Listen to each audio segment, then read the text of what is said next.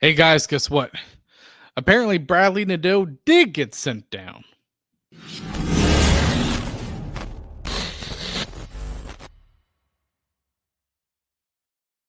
Welcome back to another episode. And in this episode is going to be a little bit different from your normal type of episode. But what's going to be different, I'm only going to cover one piece of NHL news.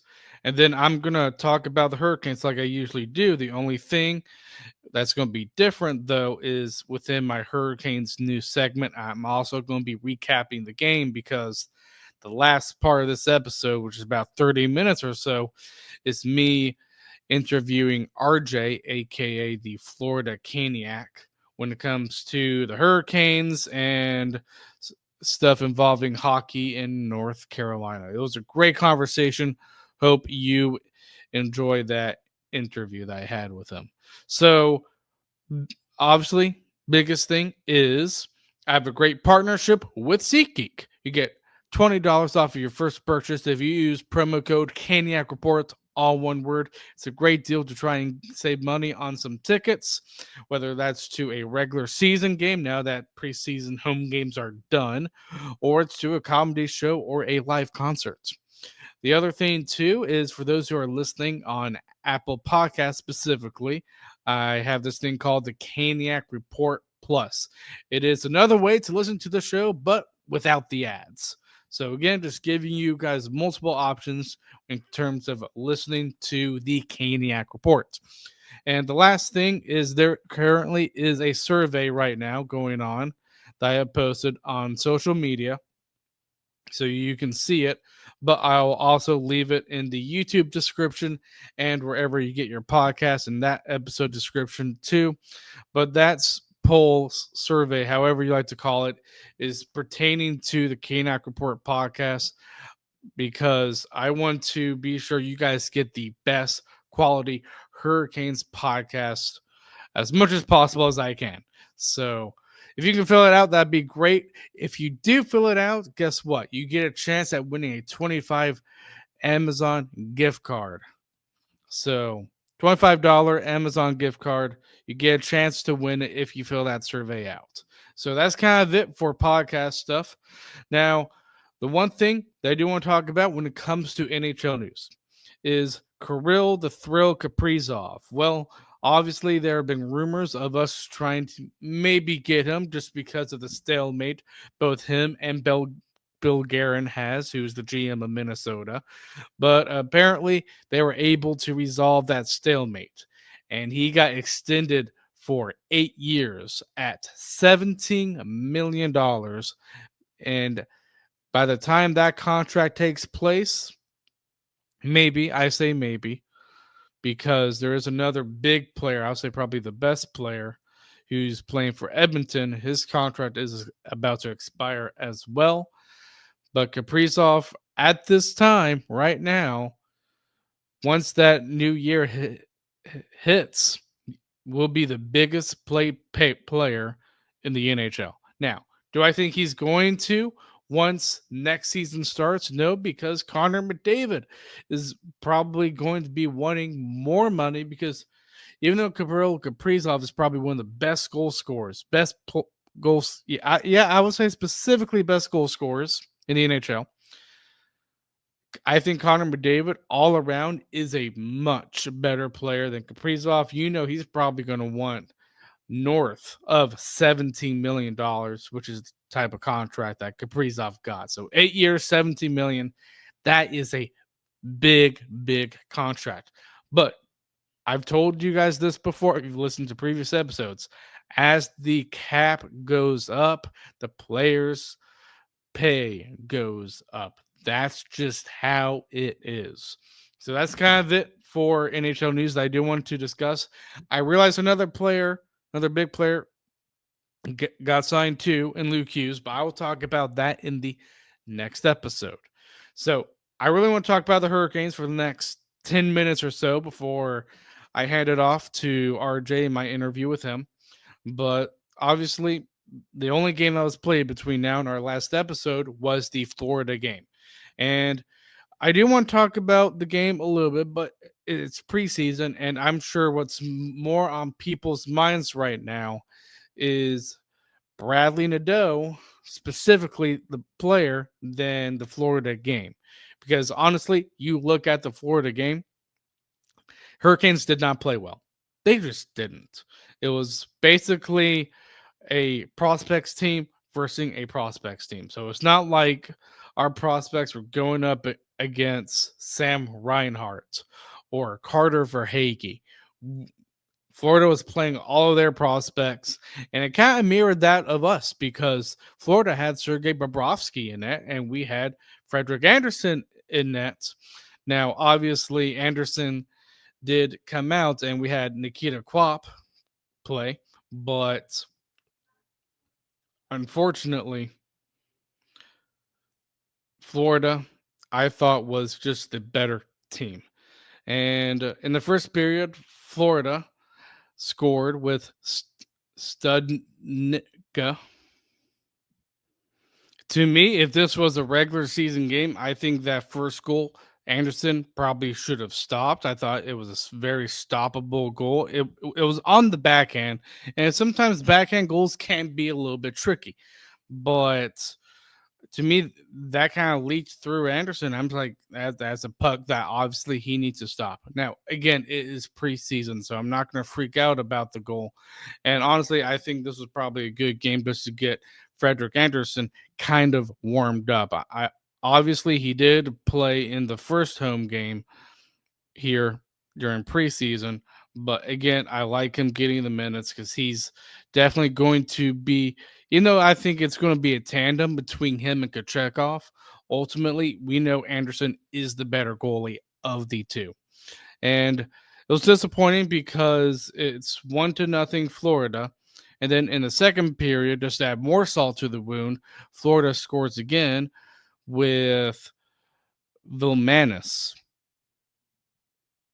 I thought that goal was more of a goal that was just breakdown on defense, and then we came to life a little bit. You had Nadeau scoring a highlight reel goal. Oh my gosh!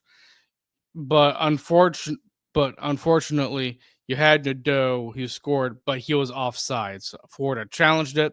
He was offsides, so it was down from 2-1 to now 2-0. Florida has the advantage. But man, that type of goal, that was a surreal, insane goal. And Nadeau, I'm telling you, that guy is very, very impressive. And I'll talk more about him here in a few minutes. But after that, you have Smith scoring. So we tied it 2-2. And obviously, you had. Oh, wait, hold up here. I think I might have wrote it down wrong. No, yeah, we did have Smith scoring the first goal. My bad. But Smith scoring the first goal, that was a great goal. It was kind of right off the face off. Man, I'm telling you, Smith, I am really loving that player. And there is a reason why he is still on this team. He is showing that he can still play in the NHL. Do I think skill wise, he's amazing? No, but he has the grit, he has the determination, and I really like seeing that in a player, and he obviously provides that. And then you had the game tying goal, which is guess what? Nikishin. He scores and he played in this game. And Nikishin, I thought there were some bad things, obviously, but there was also that good thing. And Nikishin, what's to me really impressed me with this goal wasn't the actual goal itself, it was how he got it. Like he juked around a Florida player. Again, I know these are mainly Florida players that are prospects, but I love it that Nikishin was able to make that type of move and score. That was a good starter. Hopefully, that gives him some confidence. And I know there are some people when it comes to Nikishin being like, no, I've seen him so far this preseason. He has not been good. And yes, he has not been good. I will agree with you on that. But at the same time, I am still holding myself to the idea that it's going to take him time in order to get acclimated. It took Brent Burns time. It took Dmitry Orlov time to get acclimated to Brenda Moore's system. Now, I do think there's a difference here. Again, I'm not saying this is an excuse, but I do think there's a difference between getting accustomed to Brenda Moore's system and one of the things that we've seen in preseason with him, like shooting the puck. Like shooting the puck is a decision. It's not a system that imposes on you. It is a decision. And with Nikishin, he needs to shoot the puck more. And because of that, like that's more on him than it comes to just Brenda Moore's system. That's why I'm trying to say that. So Nikishin, I am not going to harp on the guy. I knew it was going to take some time, but I think with time, he is going to get better. At the start of the season, you know he's probably going to be the sixth best defenseman because we have so many good defensemen. By the end of the season, would I be surprised if he got elevated to maybe top 4 minutes? No, I would not because he has that potential. He has all the stuff that comes with being a star defenseman in the NHL. It's just, can he put that together under Brendan Moore's system? I really, really think it's time. I don't look at these preseason games and be like, oh, he's very, very slow. No, I just think the biggest thing with Nikishin is time. That's just how I see it. So obviously we tie it up. Goes into the third period. You have Chorsky scoring for Florida, and then you have Robidas scoring from Nadeau and Nikishin. So that's 2 points for Nikishin. Goes into overtime. Feels wasteful just because it's preseason overtime. And ultimately is Studnicka from Florida that wins the game. Okay, that's it. I am done recapping that game because I only have a few minutes here. Try to keep these episodes between 30 to 45 minutes if I can. If I go over just a little bit, I'm sure it'll be fine. But obviously, a couple pieces of news.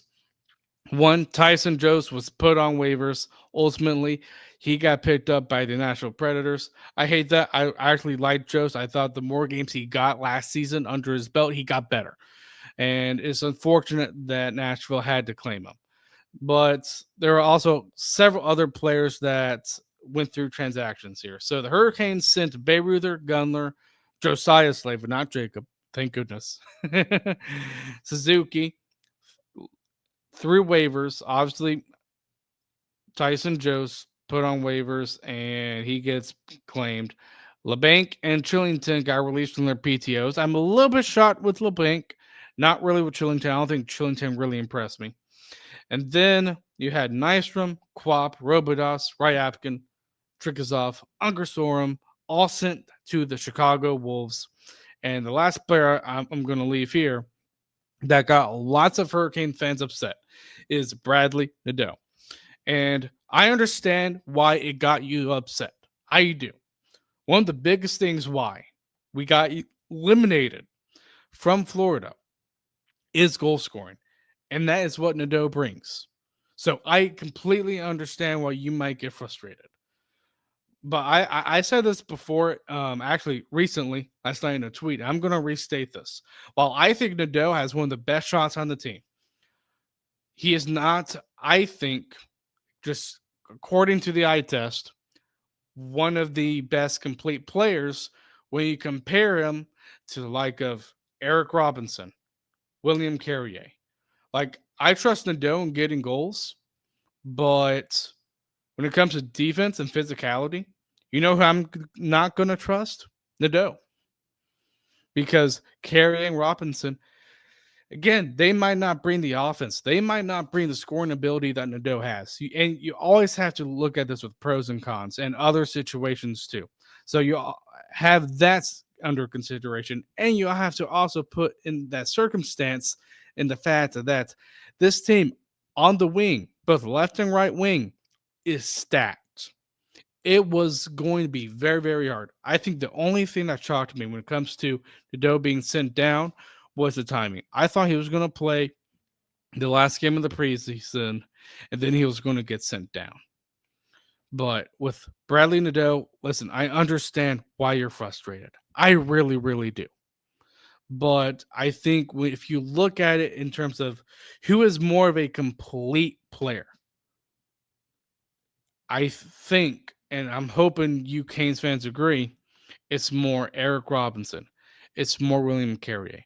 Nadeau, yes, he's better on the offensive side, but there are lots of things left that he needs to learn that Robinson and Carrier, I would not say mastered, but they're a lot better at and than Nadeau is. So those are my 2 cents. I understand why Canes fans are upset. I really, really do.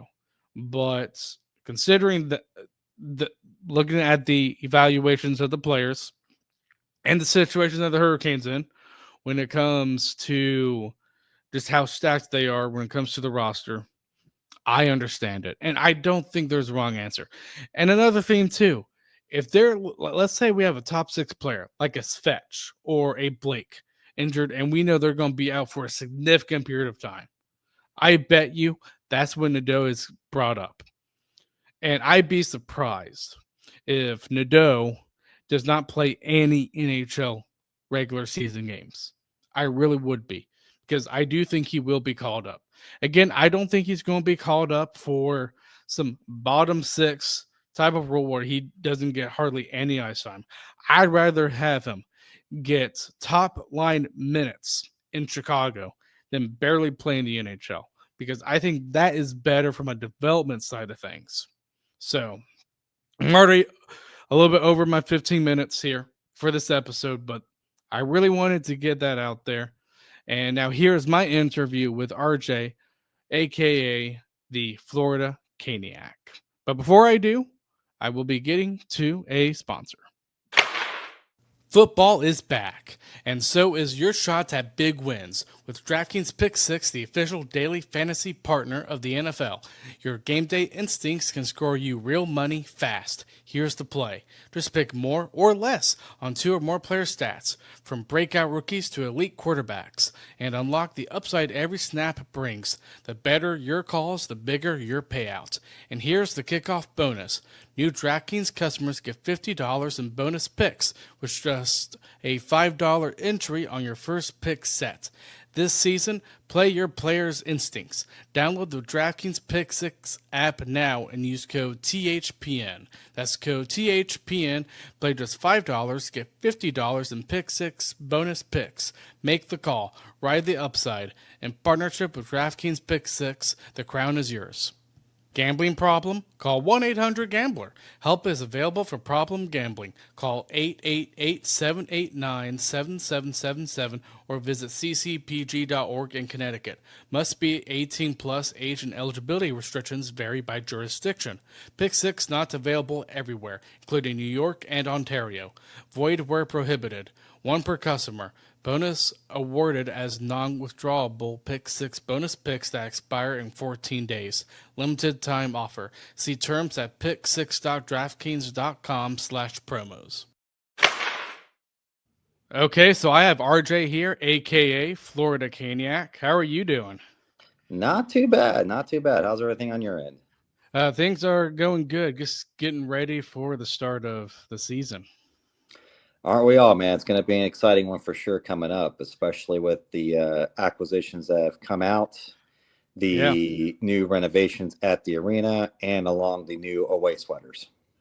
Definitely.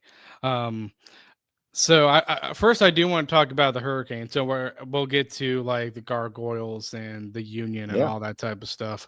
But what do you think of the additions with Ehlers and Keandre Miller? Obviously, you could say probably Nikishin's sort of an addition because we know how good he might be.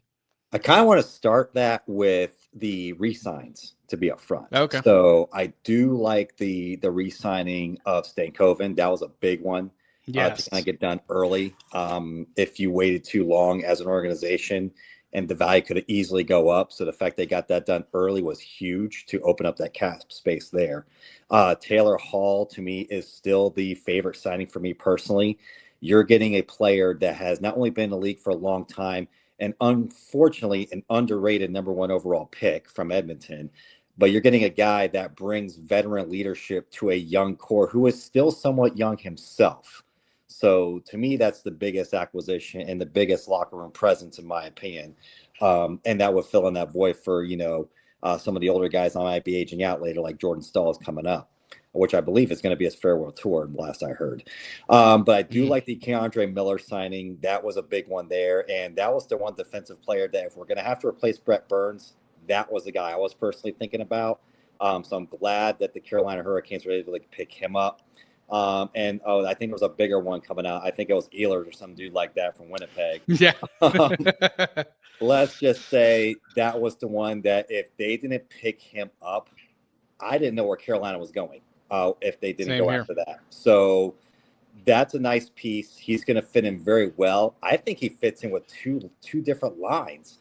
I think he's going to be paired up with the Aho Svechnikov situation, but I could be dead wrong. I've seen Brendan Moore mix lines up throughout the entire season, so we could see him in a top line. We could see him in a third line situation. I definitely see him as a power play player and even a short-handed player. And I'm just picturing Aho and Ehlers on a penalty kill going Mm. after short-handed goals.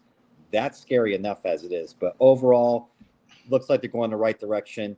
The analytical aspect for the GM side of things is definitely different here with Tulsky in play. I do like it. It's giving me Moneyball vibes that the A's did back in the day, and everybody knows that movie at this point. It seems to be working though, and it looks like the results should be coming up this season for sure.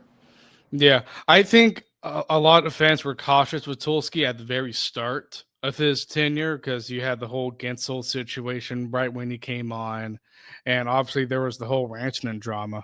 Um, what is your take on that Rantanen drama? I honestly thought he did good coming out of the Rantanen drama with the assets he recovered from Rantanen.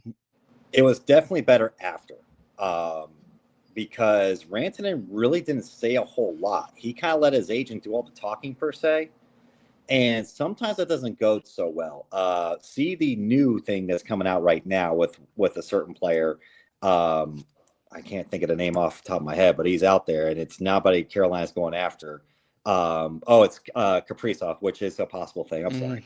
Kaprizov right now is letting the agent do all the talking. He's saying no to Minnesota's current offer, and we've seen this song and dance before with the Rantanen situation. But back to Rantanen real quick. Carolina struck while they could. They went for the trade thinking, hey, let's take advantage of the situation. They did. Didn't pan out right off the bat. Give it a few more games, and they go, you could tell Rantanen didn't want to be there, and they went ahead and made the move quick. If Carolina waited until the end of the season and waited until playoff time for that to happen, I have a feeling Carolina may have barely made the playoffs, as much of a cancer that really was in that situation. I like the gamble, but I'm glad he realized that the gamble was too risky before it got too late, if that makes sense to say. No, it makes completely good sense. And I think Tulsky probably knew, hey, we kind of did the same thing with Gensel, and we ran into the playoffs with him and didn't get hardly anything back. So I'm sure he probably just thought about this from an asset type of perception. And what's hilarious to add to it, look what Colorado's dealing with now. They're With a Netches, whole yeah. line of mess. Now you have Nietzsche being like, I don't want to be here either. And the fun part of the funny thing inside me is like, oh, cool. I don't want to be in Carolina anyway. Let me go somewhere else that might be cool. Well, I didn't mean cold. I meant cool. And there he is in Colorado up in the mountains, probably freezing his tail off. So, you think he'd be used to it being from what country he's from anyway. But hey, that's the funny side of it. But seeing there's more questions now in Colorado regarding this trade than there ever were when Carolina took that trade acceptance. Just my 2 cents. Oh, I agree. I think I saw a clip of Frank Cervelli saying they're back to the same type of situation there were with Rantanen, but it's just Netches. Yep. And filling a hole with a veteran presence in Brett Burns, that'll only take you so far. There's going to be a lot more going on in Colorado than people are thinking.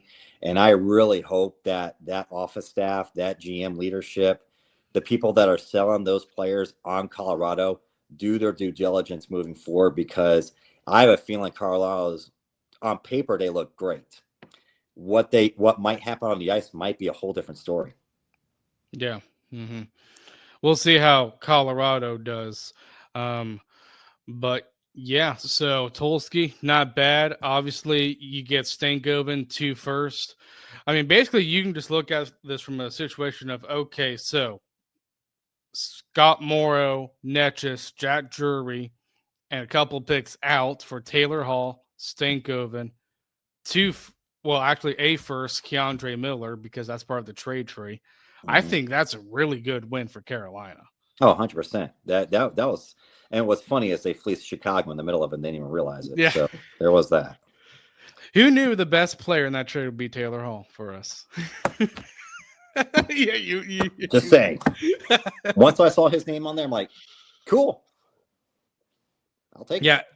Yeah, and he was playing on the bad Chicago team, so the numbers can be a little bit deceiving if you just look at his numbers from Chicago. Well, even with him when he was in Boston, he made an improvement in Boston, and he didn't really have to be there. Yeah. So, and then I'm sorry, Edmonton threw most of his prime away with what they did. Now, if he was in Edmonton now with McJesus, that might be pretty darn scary. Yeah. But I'm glad that he fell in with Carolina, so I'm really having a lot of high hopes for Taylor. I couldn't be more excited to have him on the squad. Yes. Another question for you. So obviously they have all these additions, but there's still that one question of second line center. Who do you think that's going to be for this team? A lot of people really want Seth Jarvis to be that second center. See, I want Stankoven. The right answer is Stankoven. The absolute right answer is Stankoven. I'm going to go unpopular a little bit. Put Jordan Stahl on it. Put him with some speed guys around him. He could take care of the defensive presence in front of the net. He could be a huge screen presence in front of the offensive net. I don't mind it, but I still think Stankoven would be the better move right there for sure for this team. Keep Jordan Stahl on the check. Well, it used to be the checking line, but now they call it the third line. Yes, I'm old school. But I don't see why it's not Stankoven. I know there was a lot of people out there thinking, oh, Jarvis is going to try center. I don't think that's a smart move. I don't. Now, you could experiment with it throughout the regular season because Brendan Moore is known for doing sort of things. And if something works out throughout the season, hey, go from there. But to start the season off, I would say Stankoven, honestly. Yeah, and I would say part of the reason you might agree with this is just because there's such good chemistry between Jarvis and Aho. I mean, do you really want to break that up? No, don't mess with a good thing. That's why some of these teams, like Florida, like Tampa back in the early 2020s, and like Colorado when they won their cup, and even St. Louis, they had a really good line that, hey, if you're in a jam, you put them out there and they'll get you out of the jam. So I wouldn't mind having that. Yeah. There is one player I want to ask you about that's on the roster. He's been on the roster for quite some time, obviously, but he had a really good playoff streak going for us. But if you look at the season as a whole from the past season, wasn't that good, and that's Svechnikov. What do you think he's going to bring to the table? I think to me he's the most interesting player. This could be the year he might break out finally. I hope so. I have never said that before. I've always said when I saw him come out as number 2 overall, I thought he'd be the bigger breakout player than the number 1 overall pick. That didn't really happen. He had a good year for a rookie, not bad. And then it looked like he plateaued a lot. And then I would say the turning point for him, for the playoffs at least, would be that fight with Ovi. And he turned it around after that. You saw a lot more of what he could do in the playoffs. Can he transition in the playoffs to the regular season? It's still a question to this day. I think his best season's upon him. I think we're going to see a much better season from him. And I think he's going to pick up some slack from another player that I feel should be having a make or break season in KK. I think I just personally feel with all the practice, all the extra things I've seen Svechnikov do, I don't think we've seen his best yet, and I think it's yet to come. We've seen glimpses, but it hasn't been consistent. That's the question. But you brought up KK, so listeners on the Caniac Report know I'm not a big fan of KK. What's your view on him? I think this is tough.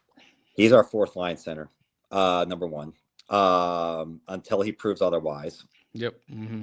I thought he was going to be better than most projected. Now, having two of the top 3 draft picks in the same draft, okay, cool. But it's not showing up that way. And I've seen this song and dance before in Tampa with a few players that they've picked number 2 overall in the past. One of them actually was really good, which was Victor Hedman. And the other one has been bouncing around different teams here and there, most recently Montreal, I believe. That was Drouin, wasn't it? Druid, yes, that's correct. Jonathan Druid. And I feel like KK is the current Jonathan Druid of this franchise overall, where there was so many high hopes, and even Montreal had the highest of hopes. Now this signing just looks like a slap to the face to when Montreal tried to do the whole signing of Aho, and then Carolina just ended up matching them anyway with an additional $20 bonus, might I add you, which was hilarious. But yeah. KK, he is a good locker room guy and a good off ice guy, and I think that's all we're going to get out of the dude. Now, the problem is the worse he plays, the least valuable his trade stock is, I feel. Is it a concern? Yes.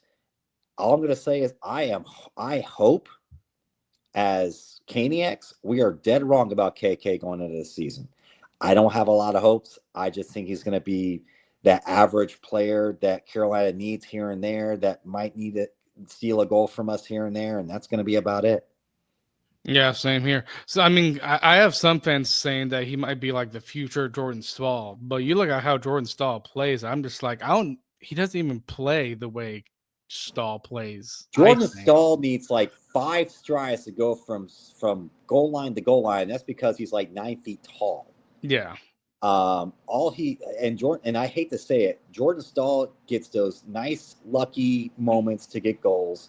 He has a very good defensive presence, but offensively, I don't know where it comes from. I'm happy it comes his way. And I'm happy he can make a few defensive players shake their pants a little bit, but that's about it. And this is his fair, and I think this is his farewell tour. So we could be seeing Jordan Staal's best year, and probably not his best year ever, his best year recently, I would say, in the past 5-6 seasons. He's going to give it all he's got because this might be his one last shot at winning a cup. So I'm expecting him to give it his all, but I'm not expecting him to be the lights out player, if you know what I mean. Oh yeah, he's not. But one thing I will say about Jordan Staal that I love is that I still think he's still one of the best defensive centermen in the NHL. Face-off wise, yes. Penalty kill wise, yes. Yep. Defensive wise, yes. Making a play in the offensive zone, debatable. Yeah. Although he gets a hat trick somehow once every season. Again, right place, right time. That's all I'm going to say. All right. So I want to shift from the Hurricanes, obviously, to the newest team in North Carolina, which is in Greensboro, the Greensboro Gargoyles. Yeah. What is your perspective on that? A new team arriving, ECHL affiliated with the Hurricanes. What's your thoughts? Look, I'm surprised they're not called the Greensboro Spittin' Chicklets, because they are the primary guys that are kind of running things there. They, believe it or not, half the ECHL teams are ran by a major entertainment company. But they are just like more majority owners, and they have these guys come in. A lot of teams do that. Orlando does this. The Everblades do that now. I would argue the Ghost Pirates are big people when it comes to this stuff. So there's a big entertainment group. It starts. I can't think of the name. It starts with a Z, is all I know. Either way, it's exciting to see hockey back in Greensboro. Back in the Monarchs days, it was a great time. Wink, wink, for myself. But the color scheme threw me off a little bit, but I'm good with it. The use of the Greensboro Coliseum, which now actually has a sponsor, is nice to see that. I just hope the fan base shows up. And the reason why I say that is because it has been so long since we've seen the Hurricanes start in Greensboro and move to Raleigh. It has been so long since the Generals were last here before they kind of went kaput, and there's not been anything since. So we have a good little bit more of a decade, if I'm not mistaken, of gap of hockey missing in this city with the amount of history that this city brings outside of hockey. So it's an exciting time for those that are already hockey fans. My question is, and this is a question every ECHL team goes through mentally, is how do you target those that really don't watch the sport in an area that isn't really famous for the sport? See Orlando, see Savannah, see those southern teams. Alabama's apparently getting some sort of team in 27, 28, I found out. Georgia's getting another team after the season, apparently. So that question is still going to come is how do you market to those to get interested in hockey? So I'm really curious to see what they do with that. I know they've reached out to me a few times on a few things here and there, Oh and wow, they've reached that's out cool. to other things as well. So I'm hoping that they really use those resources properly. Yeah, definitely. I hope so too. We'll see how they do in Greensboro, obviously. And I'm all for building a great hockey community, not just in Greensboro, but in the entire state of North Carolina. And there's Yeah. also the Union too. Want to talk about the Union there? Yeah. So before I get into that, real quick, with the Gargoyles, I am hosting a tailgate there on the opening night. Yes. So that is a big thing. The Gargoyles and I were kind of talking about stuff. Then they were kind of like, and this is typical marketing for most teams. Yeah, they just do their own thing. Okay, let them do their own thing. There's a Facebook group I'm a part of, and I've put it out there that hey, it's happening. But I got to think my girlfriend are really kind of kicking this off without me even knowing it. So hey, I'm kind of the second person kind of putting this together. As weird as this sounds, but it's okay.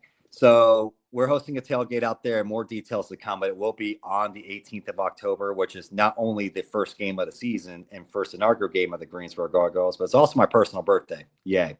So it's kind of a Oh double-edged wow. sword for me, right? So Yeah. so I got to work on my birthday, it sounds like, and that's okay.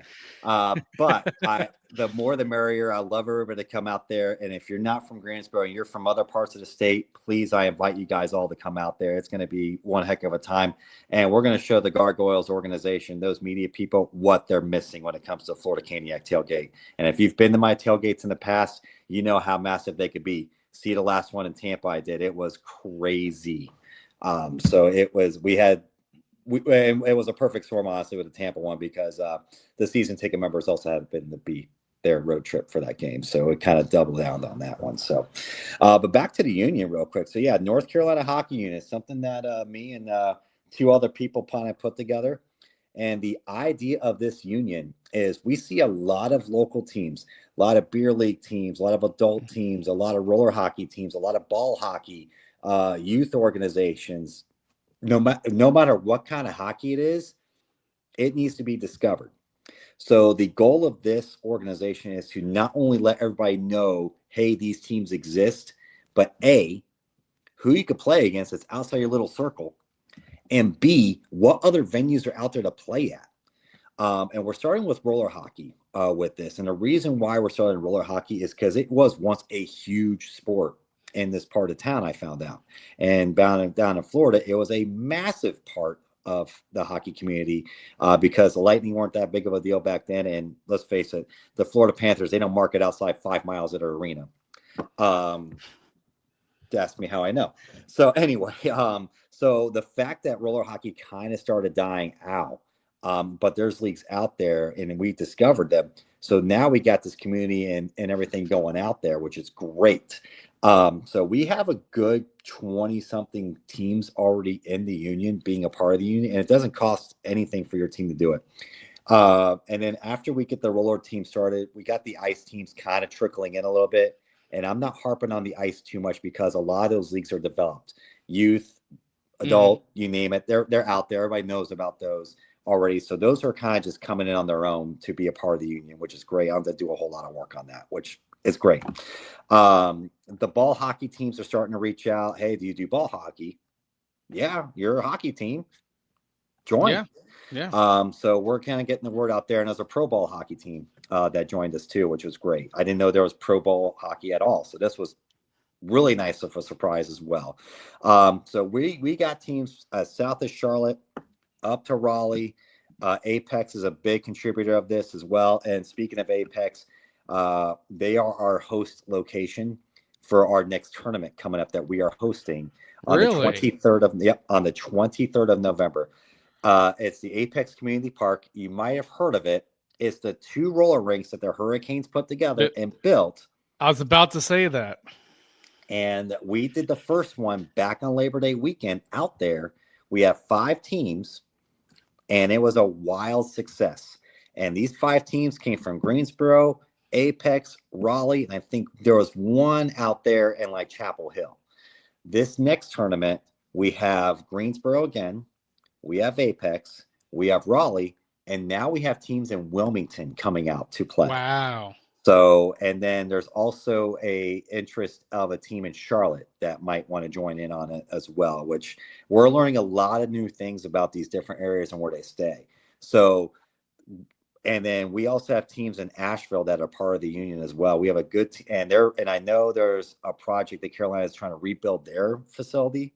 So Hmm. they already have us ready to host a tournament there come that, which we found out they're not going to be finished building that place until late 26.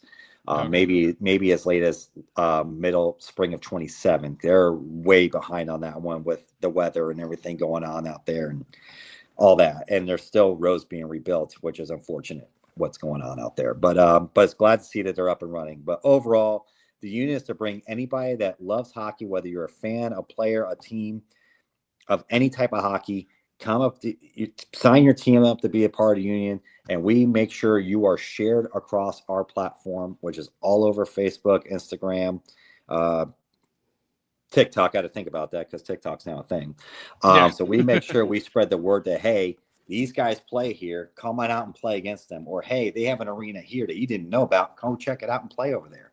So a lot of big things coming up. So right now our tournament's set for November 23rd, and we're actually forming a roller hockey league in Greensboro as we speak. So if you haven't signed up for that and you live in the area, you're missing out big time. But the union is to bring everybody together, all sorts of hockey. So we love for as many people to join on that, be a part of the group, be a part of the union, and let's grow the game together.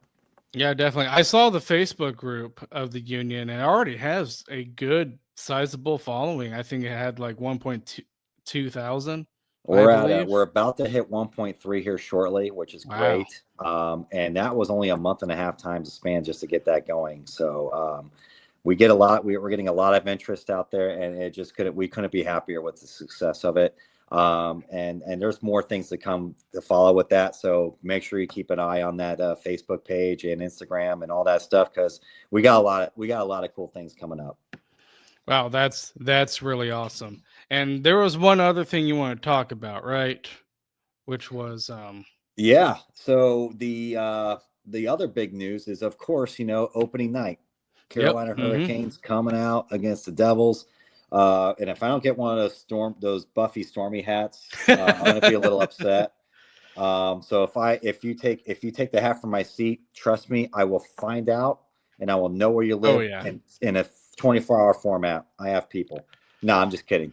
But no, I'm going to be probably hosting another tailgate out there like I usually do. I'll probably do an opening night tailgate of some sort. I haven't put those details in it yet because a lot of my focus is, work with the union and the gargoyle stuff. But now that that's all set, you're gonna see more details on that Florida Caniac tailgate coming soon. And the last tailgate I did there was the Whaler Night one, and it drew about 50 people. So Wow, that's awesome. I'm hoping for another turnout just like that. So we need all the Caniacs out there for sure. So come on out, and we got to get ready for what we are hoping is a very successful hurricane season. Yes, definitely. Well, I'll be there for the home opener. I have season tickets. I live in Cary, so 15 minutes away is the arena. There you go. Yep. Well, RJ, thank you so much for coming on, man. Hey, Really it's a pleasure appreciate it. always, and I love listening to you guys, of course, and just keep up the good work out there, man. Yeah. And I do have a question about the union. So Yeah, I don't really play hockey. yeah. But is there a way for me to support this in some capacity even though I don't really play or Yeah, all we ask you to do is really just, sign up for the Facebook group, just be a part of that, follow us on there, share the stories that we have as well. yeah. We are looking for other sponsors and things like that. We are looking for things to help us out with making our tournaments better. So be a part of the fundraisers if you're able to do that. We got one coming up at a city barbecue location here in Greensboro to Oh, kind of raise cool. some funds and things like that. But we have some other things that are that we're going to be trying to work on soon. So, if you just come out and participate and just be part of the program, and like I said, we're not expecting money or anything like that. That's not what this is about. This is about just getting the community together. So, if you just share our stuff, just show up to our events and just be a part of it, that's all we ask for in return. Awesome. Well, thank you for coming on and I will see you guys later. Man, thank you.